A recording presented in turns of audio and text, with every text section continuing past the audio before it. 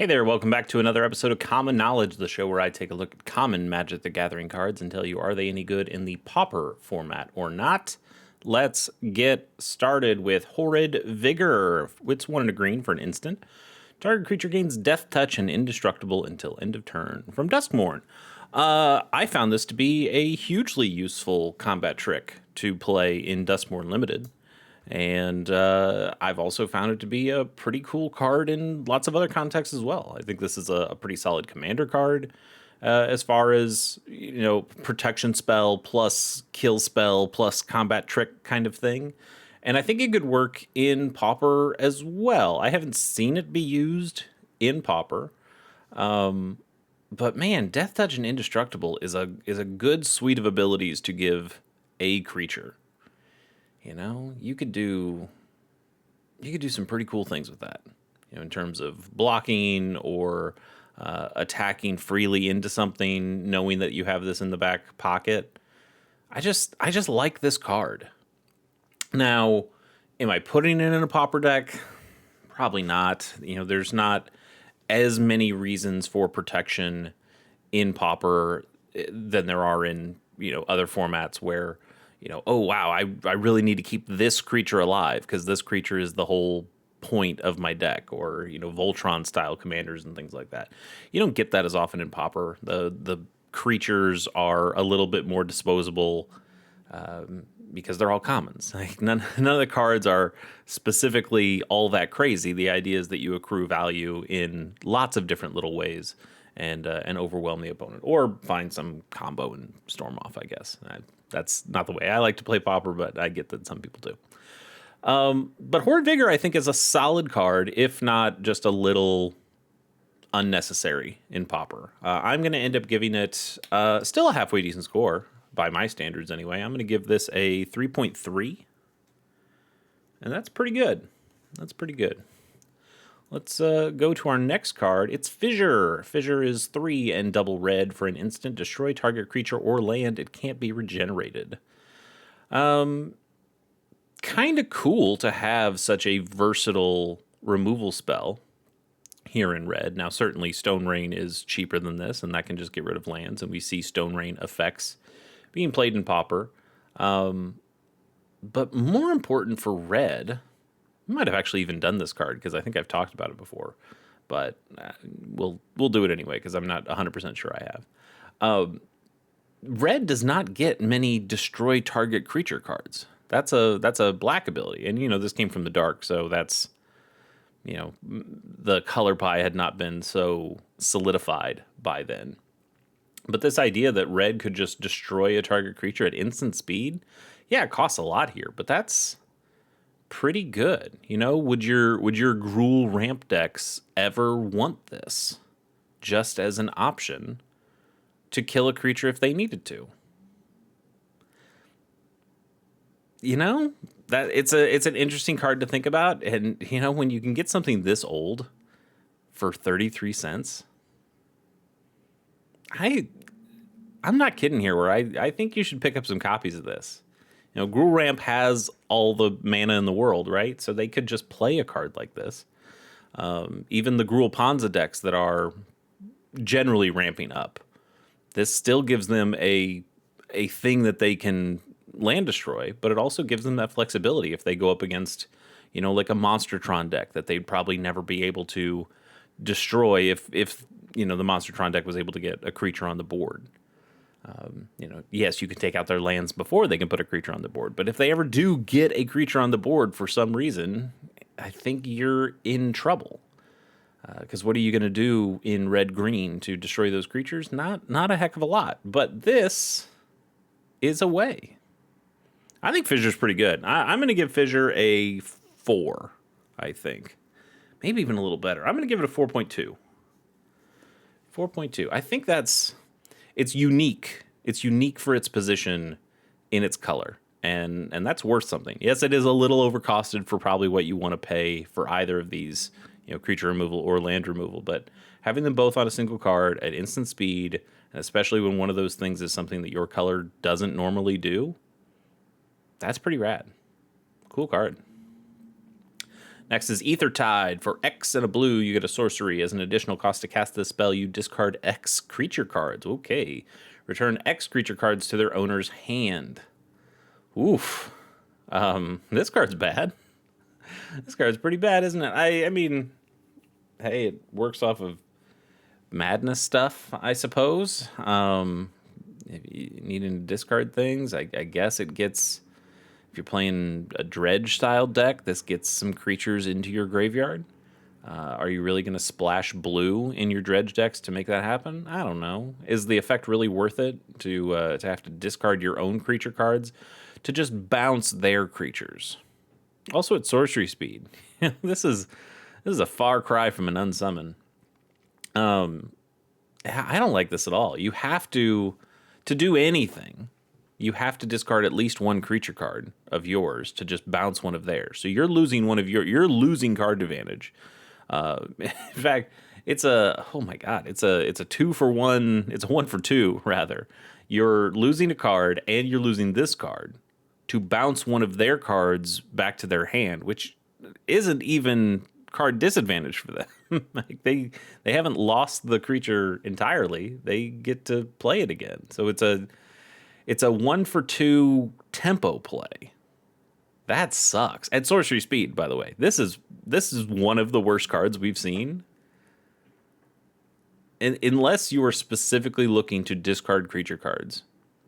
And I don't think you are, because I think we have enough ways of discarding creatures that are just, it's either the land cyclers that discard themselves, or it's, single instant speed things that you can discard.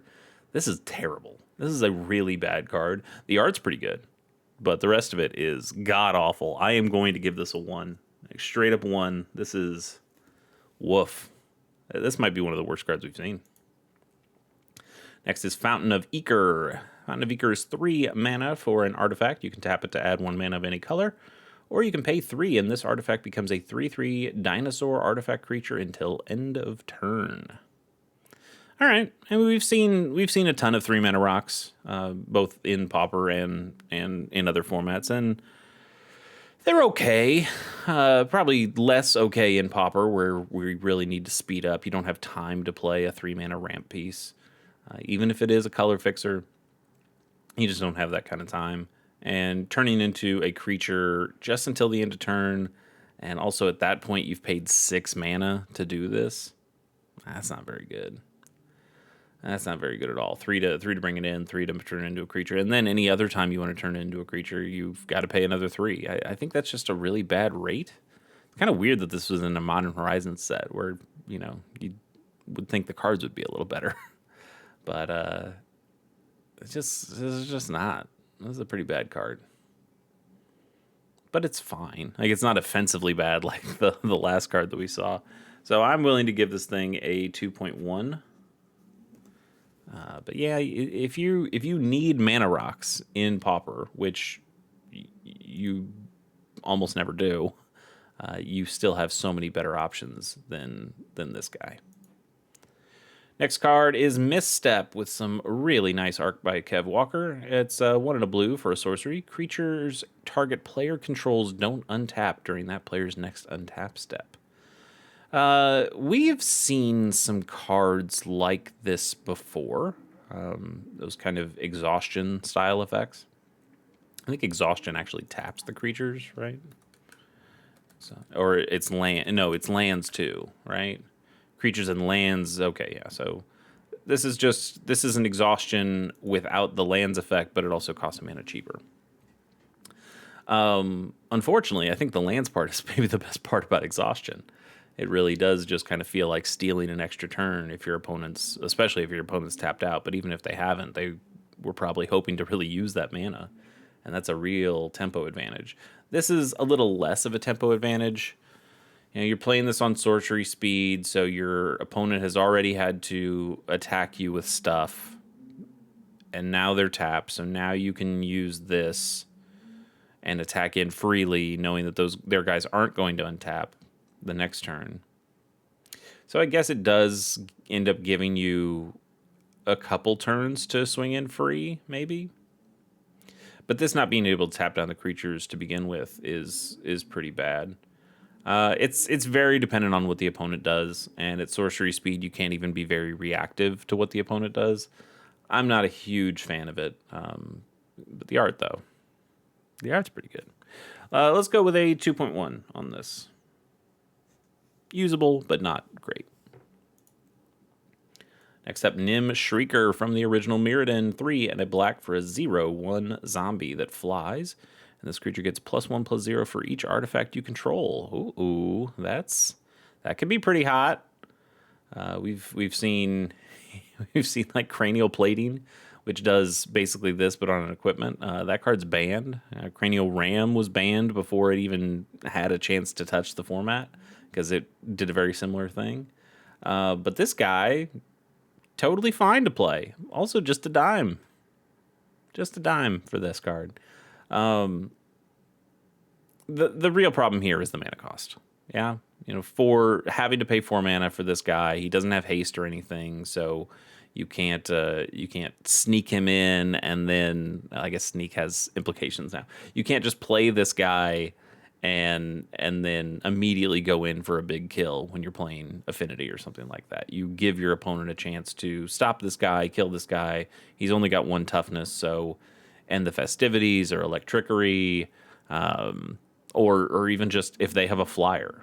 This doesn't have trample, so fairies, like a random 1/1 fairy is going to be able to block this guy pretty decently. And that sucks. But also, you're in black, so you do have ways of removing those creatures if you are in some kind of Affinity shell where you're putting down a ton of artifacts, and this guy can come out and be a 6/1, 7/1, something like that. That starts to get kind of appealing. I don't think you can discount this ability because it's really strong. It's so strong we've seen cards banned out of the format because they've had it. This guy, though, because of the mana cost, I think especially, it's probably fine. And not only is it probably fine, it's probably even a little bit bad because of that mana cost. What would you rather do? Would you rather wait to get 4 mana to be able to play this guy, or would you rather, have the artifacts in play already to just play a bunch of Mirror Enforcers for free and just get a bunch of free 4/4s? You probably end up going to go with the Mirror Enforcer. And also the Mirror Enforcer will make the next Mirror Enforcer even cheaper. This guy's not an artifact himself, so he doesn't, while he does synergize with artifact strategies, he does not contribute to your other cards that work for artifact strategies. Still, with all the artifacts you can get in play, with the artifact lands that are out there, this guy can get really big really fast and then swing in for giant amounts of damage on the next turn. Or if you can give this guy haste in some way, then he also becomes extremely scary, as you can imagine. I'm going to give him a 3.8. Yeah, I think I'm going to give him a 3.8. I don't think he quite goes into 4 territory where you could see like even niche even niche play for Pauper. I don't think he's quite good enough for that, but he's just like a normally solid card. And that's pretty good. Next up, Stagger Shock. 2 and a red for an instant. Stagger Shock deals 2 damage to any target and also has Rebound, which means if you cast this spell from your hand, exile it as it resolves. At the beginning of your next upkeep, you may cast this card from exile without paying its mana cost. So you get a shock and you get it twice, but you're still paying 3 times what a shock costs to get 2 times what a shock does. That's not very good. That's not a very good deal. I don't particularly like this card. For a format that has Lightning Bolt in it, why do we care about Stagger Shock? It's fine. It's card advantage in a way because you're getting 2 spells out of the deal, 2 spells out of 1 card. Unlike something like Ephemerate that also has Rebound, Ephemerate's a really good card because it can blink stuff, but it's only a single mana, so that's really nice. The downside, I suppose, to rebound on ephemerate is that if your opponent destroys all of the creatures that you have nothing to target ephemerate with when it tries to cast again. This will always have a target because you can always target your opponent's face, even if they don't have another creature on the board. So in that way, it's nice, I guess. You're not going to ever lose value on this card outside of just paying for it in the first place, because I think that is kind of a loss of value, considering all the things you can do with three mana in red. I think we can give this thing a 2.5. Not a huge fan, honestly. Battle Rage Blessing, 1 and a black for an instant. Oh, this is interesting. Target creature gains Death Touch and Indestructible until end of turn. Well, we did this card. We did this card today. It was a Horrid Vigor. So what does a Horrid Vigor in black get you? Is that any... Just from a color perspective, is this any better or worse than having this in green? And I don't think it matters. I don't. The only consideration is that black has a number of cards that if your creature dies, you can bring it back to the battlefield. And while that's not the same thing as this, sometimes those are a little bit more useful in that they can re-trigger enters the battlefield triggers, or potentially get you a second dies trigger because it dies the once and then it comes back into play, so you have an opportunity for it to die a second time. And this misses out on some of those things. Green doesn't have those kind of spells, so a spell like Horrid Vigor is probably slightly better in green, being that it's one of your options for this. But green also has non-indestructible protection spells as well, which black doesn't really have. Black doesn't have a Snakeskin Veil equivalent that I'm aware of. So that's kind of where you see the pros and cons of each. I still think this is fine, though. I think in the grand scheme of things, I would just give it the same as what I gave Horrid Vigor, which I think was like a 3.3. Was it higher than that? Go back to the first card that we saw, or not the first card, one of the first cards we saw. And whatever score I gave that, I'm giving it to this one too.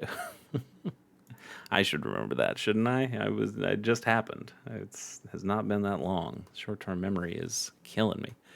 Goblin Assailant, 1 and a red for a 2/2 Goblin Warrior. Hey, it's a Grizzly Bear. But it's a Grizzly Bear in red. So again, you have to consider the colors here. A Grizzly Bear in green, that's normal. We see that all the time, and I think that makes it a little worse generally. So I think I've given that card a 2 most of the time. In red, I think you'd find that red creatures, certainly up until War of the Spark and since... Oh, they also put this in Lord of the Rings. That's interesting. I think there's... Red creatures at 2 mana would historically have a bit of a downside to them. They would either be missing this point of or this point of toughness, or it would say that they can't block, or they can't attack alone or something. Like you don't get the rate as easily in red that you would in green. So I do want to give this a little bit more than a Grizzly Bear, considering that the red color doesn't as often get these cards. I think these days, though, like in the modern, not modern exactly, but the contemporary times, I suppose, that this is still nothing special, and it basically just boils down to a 2. But because of its historical context, I'm going to bump this up to a 2.1. Oh, how generous. But I do want to give this some kind of props for, hey, this is a better Grizzly Bear in a way. So good on you for being a better Grizzly Bear by being exactly the same as a Grizzly Bear. Cool. Orcish Blood Painter is 2 and a red for a 2/1 Orc Shaman. You can tap it and sacrifice a creature, and this creature deals 1 damage to any target. I don't love it. And I'll tell you why. There's a handful of reasons, and I bet you can guess some of them. One, we just saw a 2 mana 2/2 red creature, and this guy is a 3-mana 2/1. That's pretty bad. This thing can get picked off by lots of different little things, or trade in combat with pretty much everything outside of an ornithopter. I don't like... I mean, this is a free sacrifice outlet in that you're not paying any mana for it. And it does deal damage to any target, which can be nice. But you have to tap it. So you really only kind of get this once, unless you have some kind of untappy ability.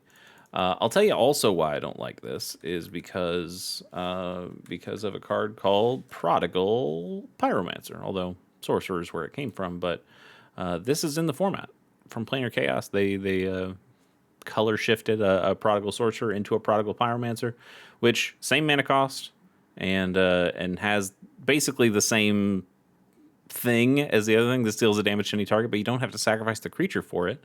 And sure, this is a 1/1 instead of a 2/1, but I think at that point, I mean, this is a card that's also not played in the format. So when I say it's better than the other card, it's not like it's much better. But I think if you put this up against this, I'd take the Pyromancer pretty much every time, unless I had a very specific I want to sacrifice my creatures theme. And if I do, I'm probably picking better sack outlets than this guy. So yeah, I think this is pretty bad. It's also like Cold Snap and Planar Chaos were not that far away from each other set wise. So interesting to see that. I you know what? I bet when they made Prodigal Pyromancer, they didn't think a single second about Orcish Blood Painter, and they were just thinking about Prodigal Sorcerer. Which, you know what? Fair. That's totally fine. In terms of what to give this as a score, man, I don't think this is very good at all. I'm gonna give this a 1.9. And we'll do a bonus card and get out of here. Ancient Kavu, 3 and a red for a 3/3 Kavu creature. You can pay 2, and this creature becomes colorless until end of turn. Where does that help you? If they have a blue elemental blast, but not when you play this card, because you can't do it when you're casting this card. So they can still counter it that way.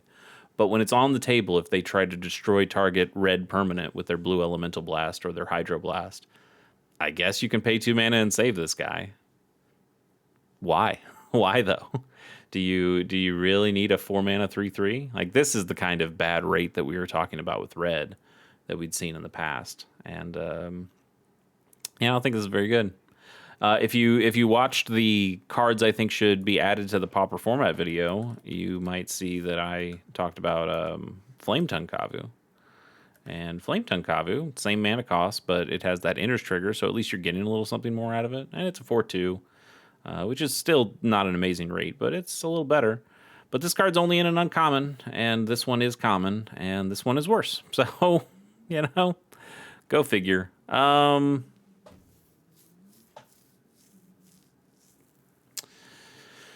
I'm going to give it a 1.7. This is a pretty bad card. I think the rate is especially what kills it for me, because this is a pretty useless ability 9.999 times out of 10.